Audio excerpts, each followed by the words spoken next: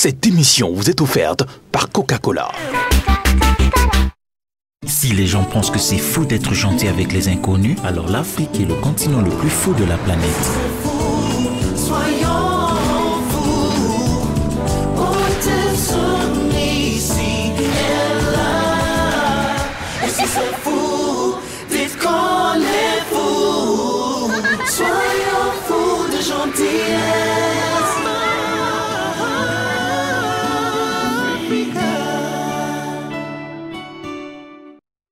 Merci à tous pour la confiance que vous nous faites. Salut. Bien sûr, Canal Hit, le rendez-vous de la musique, encore une fois cette semaine, vous promet du bonheur en musique.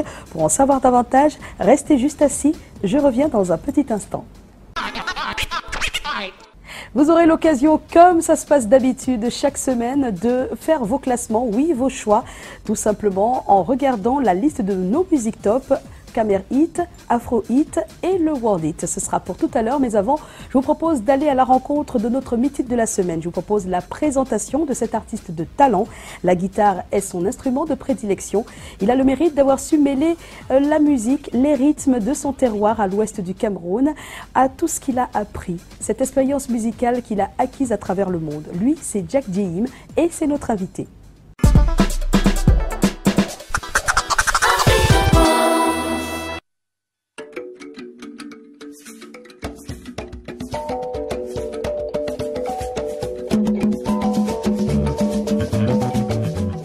C'est cet instrument qui désormais occupe les heures de Jack Jehim, pourtant grand guitariste camerounais. Par le son de sa guitare, on comprenait déjà que le folklore et lui ne faisaient plus qu'un, car ses albums sont de véritables chefs-d'œuvre. Exemple de la parfaite alliance entre les rythmes traditionnels de chez nous et les rythmes modernes.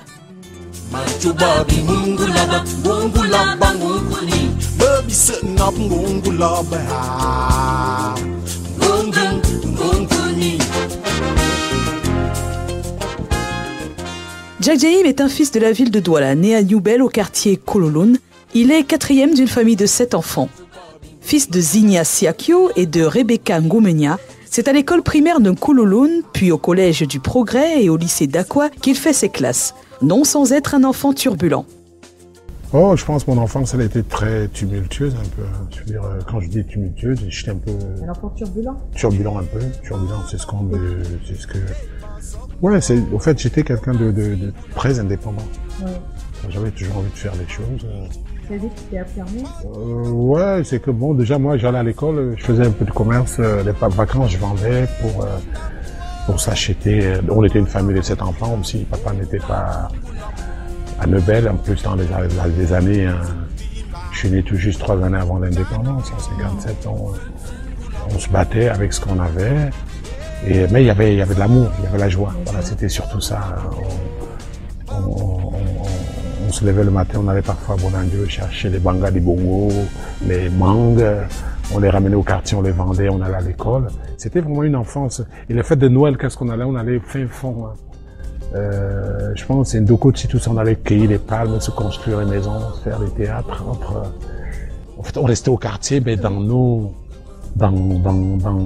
choix, quoi. On se décidait parfois de faire du théâtre, faire des films avec les cartons, avec les petits jouets, un peu comme des marionnettes, là. Voilà. Oui. Donc c'était ça mon enfance, c'est vrai.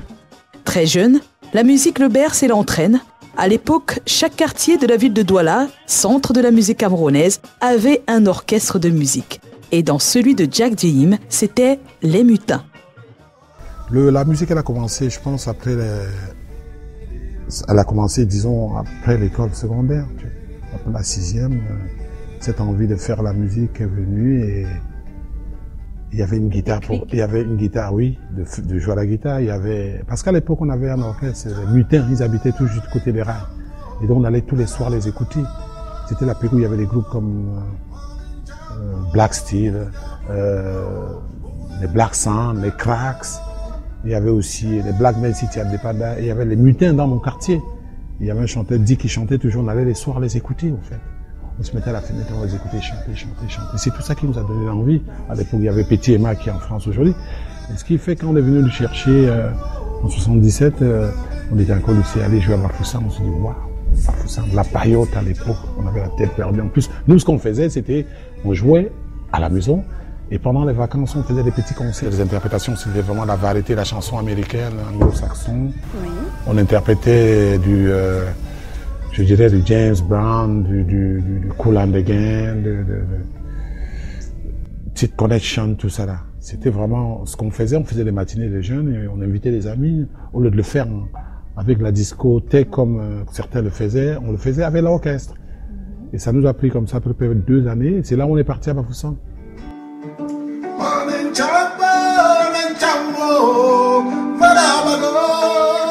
Après 2 années de bon labeur à Douala, où Jack Jim et son petit orchestre va de balle en balle, de matinée en matinée, on les invite à Bafoussam. Sa carrière professionnelle commence là, au club La Paillote. Wow. De 77 en 79, on était à Bafoussam, on bidouillait un peu à La Paillote. C'était vraiment une belle aventure. On dormait sur les bancs, on jouait le soir jusqu'à genre minuit, 1h, la boîte fermée, on se couchait sur les bancs. Mais on était tellement satisfaits et contents de se réveiller le matin à 8h et prendre le matériel, parce qu'on n'avait pas de matériel, le matériel c'était au patron. J'avais arrêté l'école, parce que quand je suis passé de Bafoussam, il fallait arrêter parce que maman m'a dit, bon, si tu veux faire la musique, vas-y. C'est papa qui ne voulait pas, parce qu'il m'a même cassé une guitare d'ailleurs. Nous sommes en 1979 et Jack Jim rencontre Prince Nico Barga et ses musiciens en concert à Bafoussam. À 21 ans, il décide de partir à la découverte d'autre chose. Et naturellement, le Nigeria est la première destination. Après de belles collaborations, de belles rencontres et des nuits blanches, à jouer, le fils de Bangoula prend encore ses valises et les dépose en Espagne avant de s'arrêter définitivement en France. Le professionnalisme, c'est quand on vient nous chercher, on va à Bafoussam. Là, je te parle de 77-78. Et après Bafoussam, la rencontre avec les musiciens de Prince Nico, et c'est le départ pour le Nigeria. Et donc là, j'arrive au Nigeria, c'est le métier vraiment. Je découvre... C'est quoi la différence? Ah oui, une grosse différence.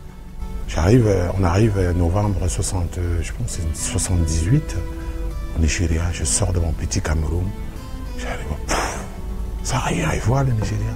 Déjà à l'époque, je ne sais pas ce que c'est maintenant, les autoroutes, les voitures, les gros trucs, le peuple. En plus, ils sortaient de la guerre aussi. Tu vois, on arrivait, on voyait des cadavres en route qui se faisaient manger par des vautours, des trucs comme ça. Mais ce qui était magnifique au Nigeria, c'est que le musicien était respecté. Oui. C'est ça, l'artiste était... are you band boy? Ok, do you have any music? Do you have any song? C'était vraiment... C'est-à-dire, on pouvait tuer le voleur, mais le musicien, il est toujours admiré. Il était admiré. Donc on arrive au Nigeria, on fait la rencontre avec un patron, son ami s'appelle Gerard Opino, qui nous a pris dans son club. Il y avait un groupe ghanéen, et nous on était le deuxième groupe camerounais. Parce qu'on est arrivé, qu'est-ce qu'on avait? On n'avait pas un grand répertoire, on avait nos makossa, mais ça marchait là-bas parce que c'était la fameuse époque où le makossa se dansait un peu partout. Donc c'est comme ça, on est deuxième groupe pendant 2-3 années. Après de là, les choses changent. Je vais à Lagos.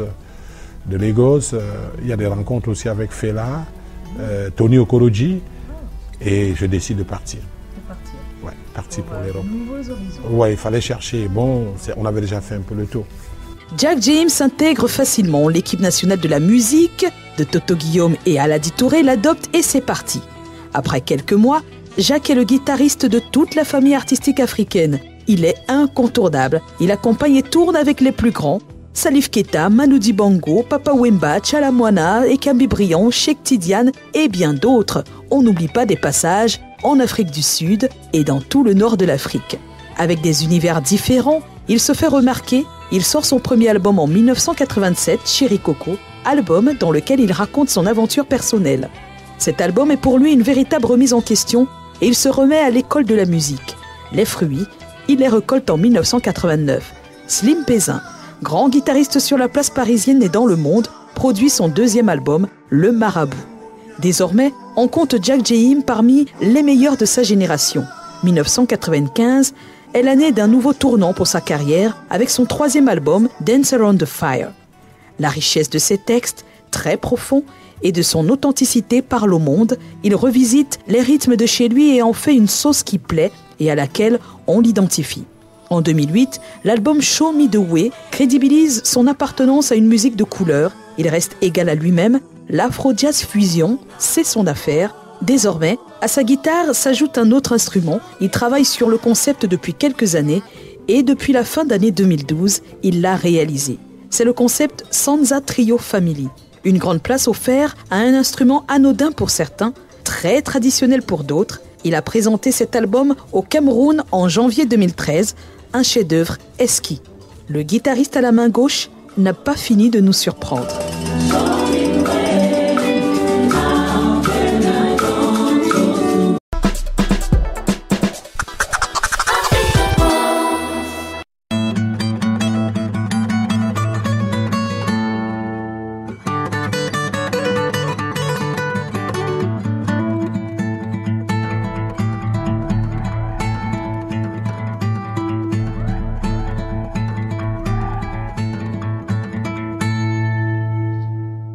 Non, je pense que quand on est jeune et qu'on apprend, quand on a envie de jouer, je me dis, tu es passionné, tu as envie d'avoir une guitare déjà pour toi, c'est pas possible, donc qu'est-ce que tu fais? Tu cours, tu cherches.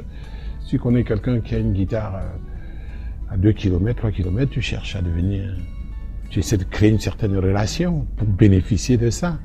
Je veux dire, après maintenant, qu'est-ce qu'on fait? On passe à l'étape supérieure, c'est là où on nous propose de venir jouer à la paillote. Et la paillote à l'époque, c'était vraiment une grande boîte. Nous, on entend la paillote, on se dit, waouh, nous, on est à Douala, on est jeunes, on va aller jouer à la paillote. On est arrivé, la paillote était fermée depuis un moment, on a pu nettoyer, mettre le matériel, commencer à bidouiller. En attendant qu'on nous trouve une maison, c'est là où je vous disais qu'on dormait dans la boîte, qu'on ferme la boîte à 1h, et le matin, on s'est levé à 9h. Le matériel était là, on passait tout le temps souvent là.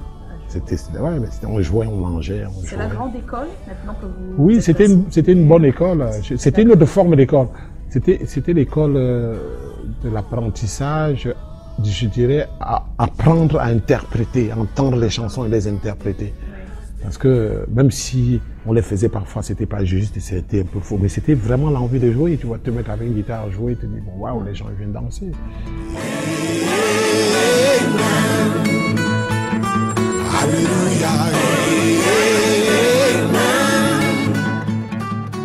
Je pense qu'on devient bon guitariste quand on trouve son univers, sa façon de faire, ou avoir son son. Donc il y a des guitaristes qui jouent rock, on sait que Jimi Hendrix est un très grand guitariste. Il y a Santana qui a son son, qui a sa façon de jouer. Ils sont pleins comme ça. On devient bon guitariste quand on a sa façon de jouer. Si on se met à jouer comme tous les autres, donc il faut être ça n'a pas d'importance. Oui, il faut avoir quelque chose de particulier dans son jeu. C'est pas forcément vouloir jouer comme l'autre, c'est jouer comme toi, mais dans la musique, parce qu'il y a une seule musique, il y a un seul do, il y a un seul ré, il n'y a pas 10 000 ré. Que ce soit le ré chinois ou le ré indien, c'est la même chose. À partir du moment où tu sonnes différemment, tu as un son.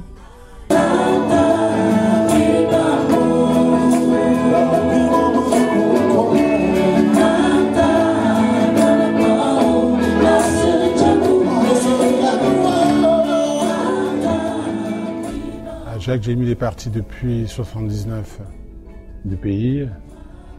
Je suis parti, j'avais 21 ans, par là. Vous voyez ce que ça donne. Pourquoi il était parti à l'époque? Il est parti tout juste parce que c'était l'envie de découvrir autre chose. C'est pas que le pays à l'époque, c'était beau aussi, on mangeait bien, on avait tout se passait bien, mais c'était tout simplement l'envie. J'étais musicien, je suis né à Douala-Nobel, ce qui fait que on a eu une enfance merveilleuse, il y avait plein d'orchestres à Douala et on faisait plein de trucs, des balles de quartier en tant que musicien. Nous, on est parti tout juste, c'est l'envie de découvrir, c'est l'envie de se dire, bon, on va aller voir ailleurs. C'est pas parce qu'on n'en a pas chez soi, il fallait aller ailleurs. Et surtout, ce qui nous a stimulé de partir, c'est la venue de Prince Nico Barga, franchement. Parce qu'il est arrivé, il est venu faire un concert à Bafoussam à l'époque où moi, on jouait à Bafoussam à l'hôtel, on était des musiciens. Et vraiment, ils sont venus le soir en boîte nous écouter jouer et on a pu papoter avec certains, les musiciens qui étaient d'ailleurs camerounais et c'est, les gars disent, man, hey, what are you doing here? You can do it over there, man. What are you doing?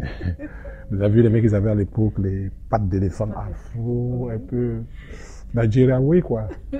Ça nous a stimulé, c'était des gars, waouh, regarde, ils sont là, ils ont l'orchestre, plus déco, il faut les tenter.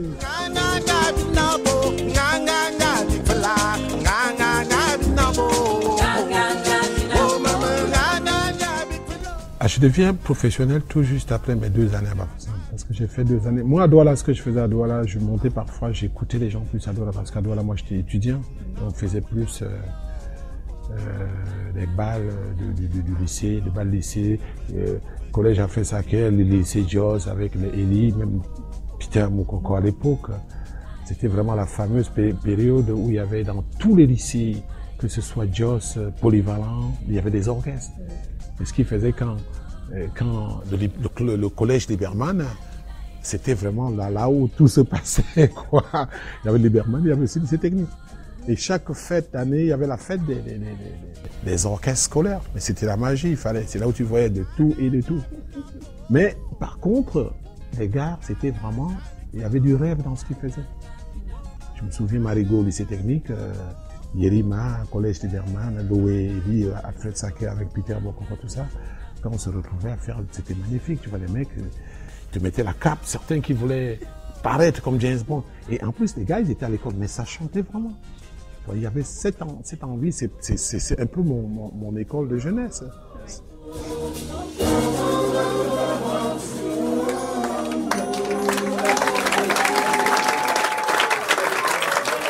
On applaudit très fort pour les gars. Donc la fin de l'entretien avec cet artiste hors pair, l'homme de Bangoulap, est à vous.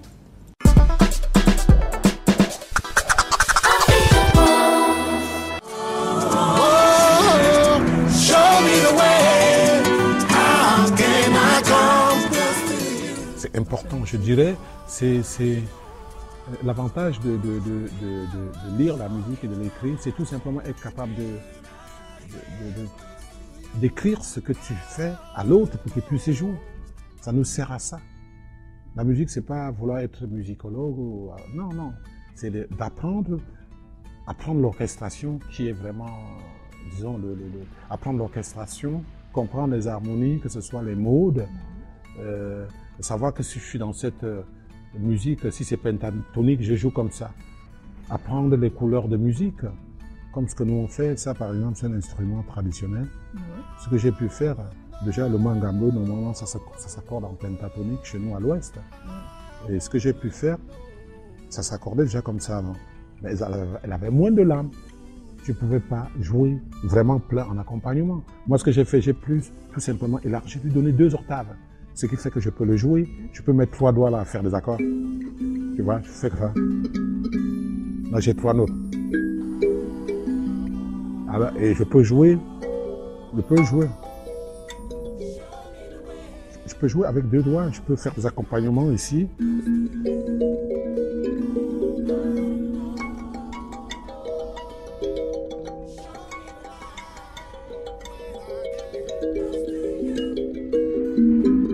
Ça, c'est des solos. Dans une rythmique qui papote.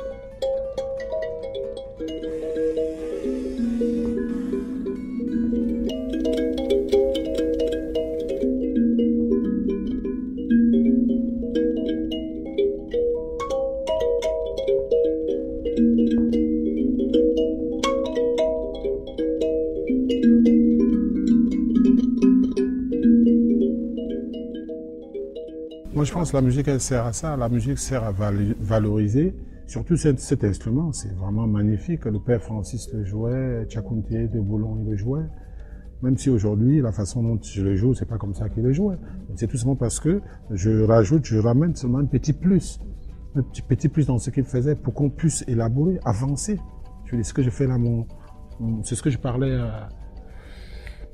à mon Saint-Bruno et l'autre, Yanke. Je leur disais, vous êtes là, vous jouez la sansa. Le but de la sansa, c'est qu'il y ait beaucoup de jeunes qui jouent la sansa. Qu'il y ait beaucoup de jeunes parce qu'il y a des orchestres de sansa. En Afrique australe, le sud, il y en a des orchestres sansa. Où on incorpore une basse, on est 4 sansaristes, ou la basse sansa même, on joue. Ça sert à rien d'avoir 2 maigres personnes. Et on a besoin aussi que les instruments existent sur le marché.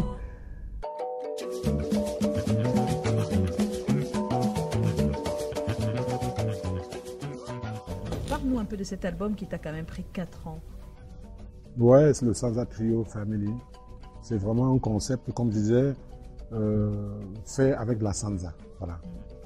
Dans l'album, on trouve des rythmes bikoussi, on trouve du mangameu, on trouve du bensikin, du danzi, et aussi certaines musiques, comme vous dites ici, recherche. De recherche. Bon, je veux dire, c'est instrumental, avec solo, avec accompagnement, l'orchestration normale. Je souhaite surtout qu'on, le ministre de la Culture, si je suis venu au Cameroun faire le 50e, c'est parce que j'ai rencontré la ministre, c'était le festival panafricain d'Alger. Elle était venue, j'ai eu la chance, on était dans un même hôtel, et elle a découvert qu'on était là, c'est comme ça qu'elle m'a invité pour le 50e. Donc on s'est dit que je pense que la culture, la tradition, elle a existé avant les religions. Je vais vous dire ça. La tradition, elle a existé avant les religions. On parlait, le français est venu nous trouver, on parlait déjà les langues. Donc, je pense que je suis en train de faire, c'est tout simplement demander au ministère de la culture de vraiment, avec tout ce qu'elle fait comme effort, de continuer à développer ce festival des musiques traditionnelles. Parce qu'on n'a pas que la salsa, on a le mvet, on a le nkoun, on a les musiques du Nord. Je veux dire, il y a des pays, les gens d'Afrique de l'Ouest, c'est ça leur atout commercial. Ils sont même pas comme nous au Cameroun, on a des jazzmen, on a des grands ici, on a l'école intellectuelle de la musique. Voilà. Si on prend ce côté traditionnel, je pense qu'on est capable de développer beaucoup de choses.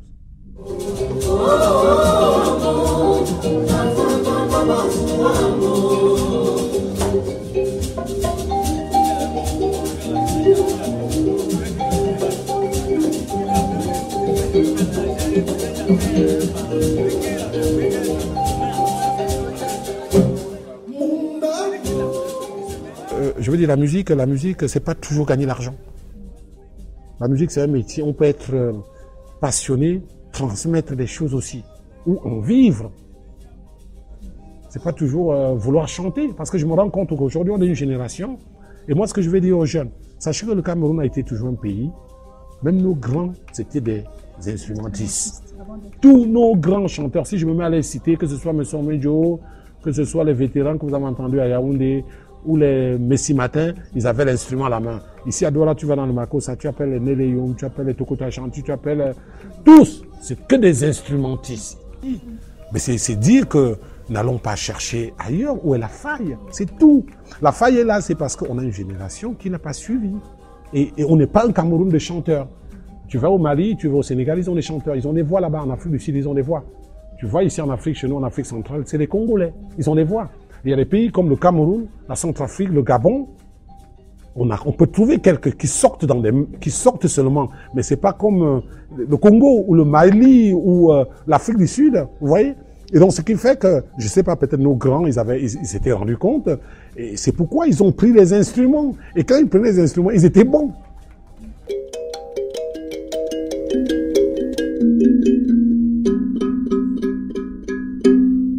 Merci Jacques. C'est moi, Joss. C'était un plaisir. On espère vous voir avant, puis après.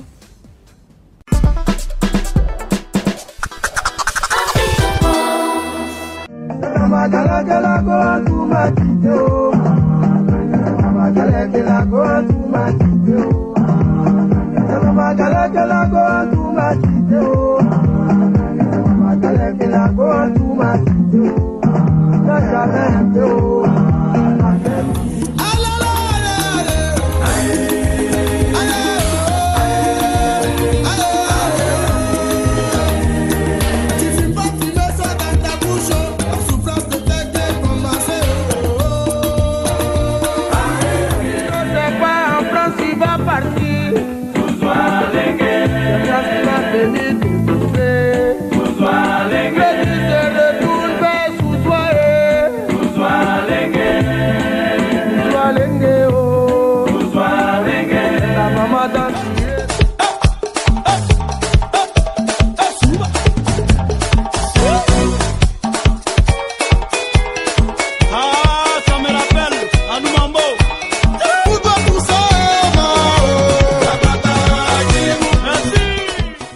Voilà, c'est terminé. On va se retrouver la semaine prochaine en souhaitant une joyeuse fête de la jeunesse à tous les jeunes qui nous regardent toutes les semaines. Bien des choses à vous et n'oubliez pas, la jeunesse, c'est vous, le pays, c'est vous. On va se retrouver la semaine prochaine avec le même plaisir, la même équipe. N'oubliez pas, je serai là car vous emmerder, c'est mon dada. À la semaine prochaine. Si les gens pensent que c'est fou d'être gentil avec les inconnus, alors l'Afrique est le continent le plus fou de la planète. Soyons fous, ici et là. Et si c'est fou, dites qu'on est fou. Soyons fous de gentillesse.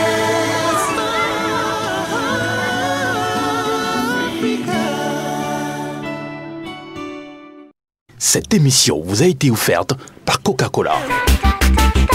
Vous aurez l'occasion, comme chaque semaine, de faire vos choix. Oui, votre... Il y a quoi? Jack James, dernière partie de cet entretien. Les titres les meilleurs, en tout cas, de l'Afrique. Il s'agit des 10 meilleurs... Ah non, attends. Je reprends, pourquoi?